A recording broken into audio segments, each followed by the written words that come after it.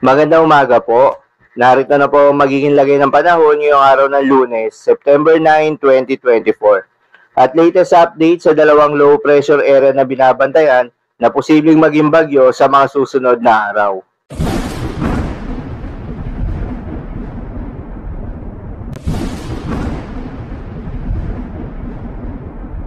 Sa kasalukuyan na tayo sa pag-asa, itong southwest monsoon o hanging habagat ay patuloy pa rin nakakaapekto sa may northern at central Luzon.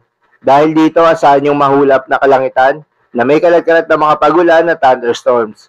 Habang sa nalalabing bahagi ng ating bansa ay asahan naman yung generally fair weather condition lalo na sa umaga hanggang sa tanghali.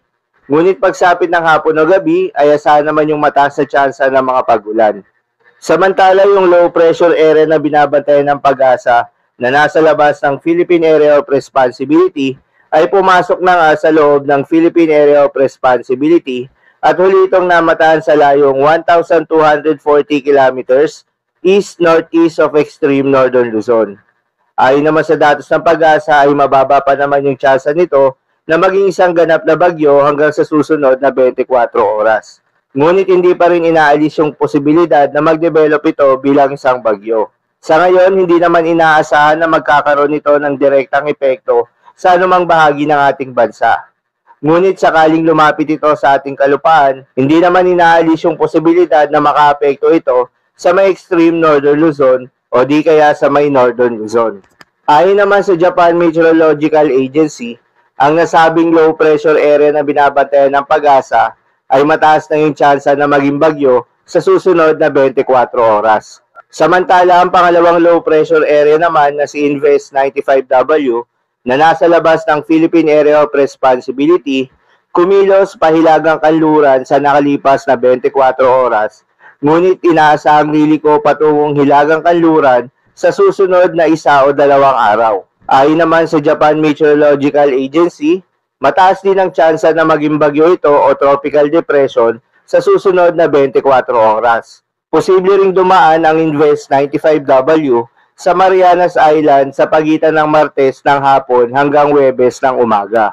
Ang dalawang nasabing sama ng panahon ay posible muling maghatak ng hanging habagat na posibleng magpaulan muli sa malaking bahagi ng ating bansa, particular na sa may western section. Paalala lang po na ang mga nasabing forecast ay posible pa pong magbago.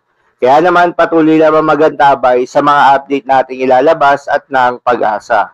Para naman sa magiging lagay ng panahon ngayong araw ng Lunes, dahil pa rin sa epekto nitong southwest monsoon, asahan sa Ilocos Region, Cagayan, Apayao, Abra at Zambales ang maulap na kalangitan na may kalat-kalat na mga pagulan at thunderstorms. Posible rin ang mga pagbaha o pagguho ng lupa dahil sa katamtaman hanggang sa kung minsan ay malakas na pagulan.